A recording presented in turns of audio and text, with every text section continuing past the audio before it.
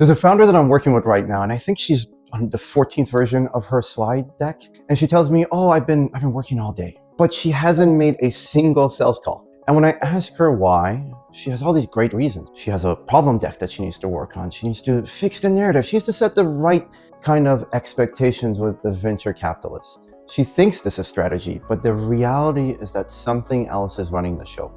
Her anxiety is running the show. And I'm always seeing a version of this with all the founders that I work with. And I'm not talking about the ones that never get anything done. I'm talking about the smart ones, the ones that have read all the books, have taken the courses, even have gone through Y Combinator. They're the ones who know exactly what they should be doing, but then they are not doing those things. Because here's the thing, after having coached 500 founders, I've noticed that the problem is almost never strategy.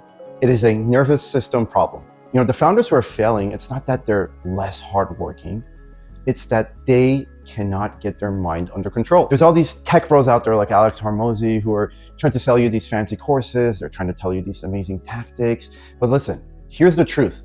None of that's going to work if you cannot control your psyche, because your emotional state is what controls your beliefs, and your beliefs are what controls your decisions, and your decisions is what controls what you execute. So that first part of the chain, right? Your beliefs, that starts with you.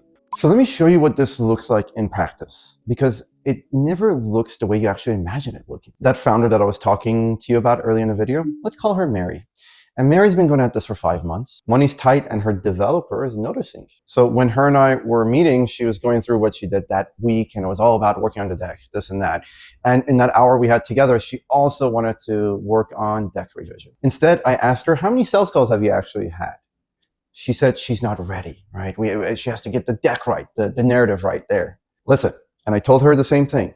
What is happening here is that her anxiety is controlling her behavior. She ends up avoiding that important work, that hard work, but in a way that she can justify to herself, because she can say, oh, I'm actually doing stuff. I'm working. I'm doing important things. I have to raise money. And the reality is that she's not avoiding work. She's very, very hardworking, but she's avoiding the work that can lead to failure. Because the thing is that the deck is never going to tell you if someone's going to buy something, right? The reality is that the deck was safer than having the sales calls.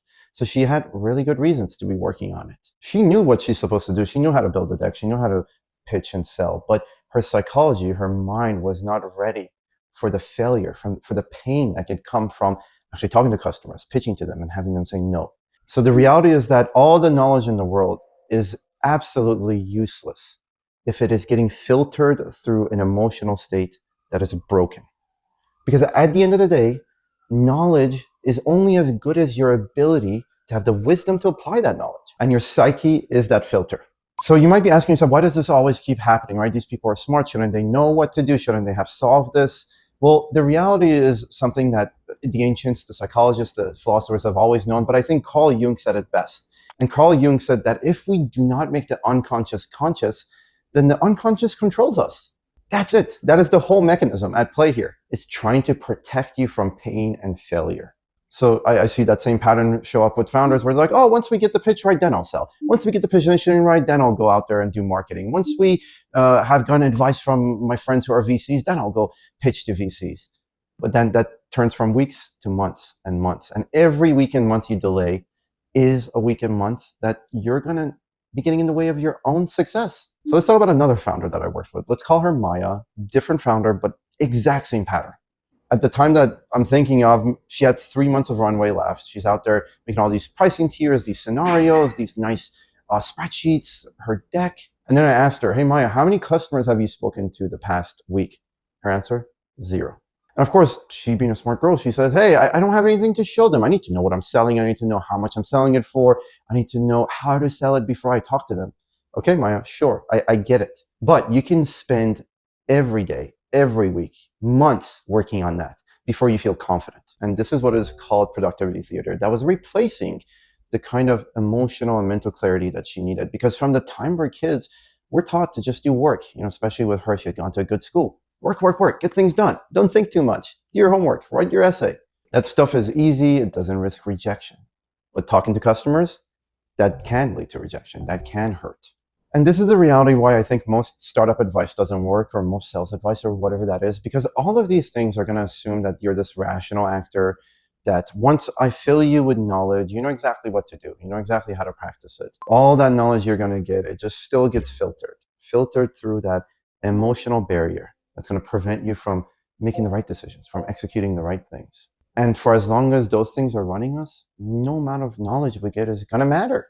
You cannot execute your way out of something you cannot see or articulate. And here's what's really hard for most founders to understand. It's uncomfortable to think that these patterns are not only affecting you, but they're affecting the other people that are around you. It's not just about you.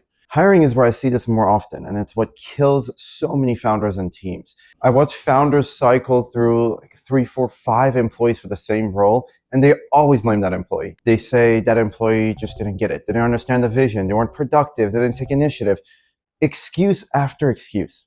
And each time the founder moves to the next hire, they say, oh, I learned my lesson. This one will be better.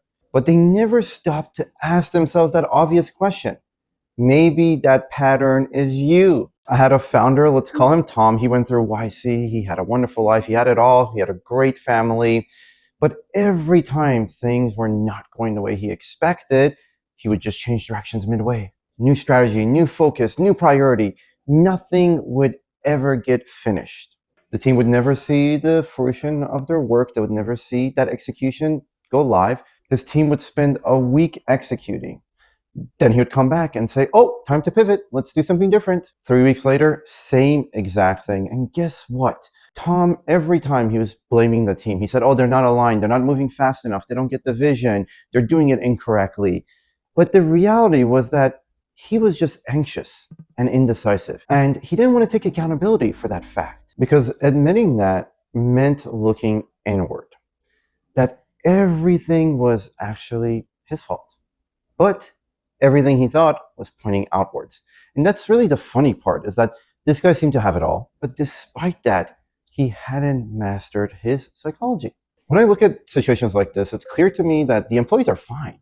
It's the environment that's really broken here. And it's broken because of a lack of clarity, a lack of vision, because things are shifting all the time. And the founder is consumed by whatever anxiety is top of mind that day. So we end up changing directions before anyone sees the fruition of their work, before rubber meets the road, and we have to face reality. And that's the thing, the employee is never the problem.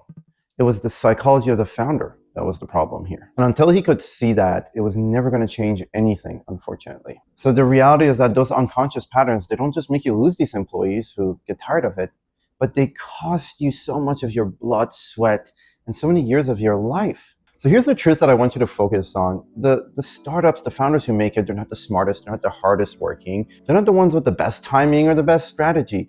They are the ones who see themselves clearly, and they have clarity of vision. Even when everything's on the line, even when the pressure is high, even when their loudest anxieties are screaming at them, every instinct's telling them, change direction, stop, you might fail. They shut it all down and they focus on doing the hard things. And that's what separates the founders who make it from the ones that don't. It's because they don't slow down enough to look internally at their own psychology, at their own patterns, and understand, why is it that no matter what they learn, no matter what employee they have, no matter how many things they try, they still don't move forward.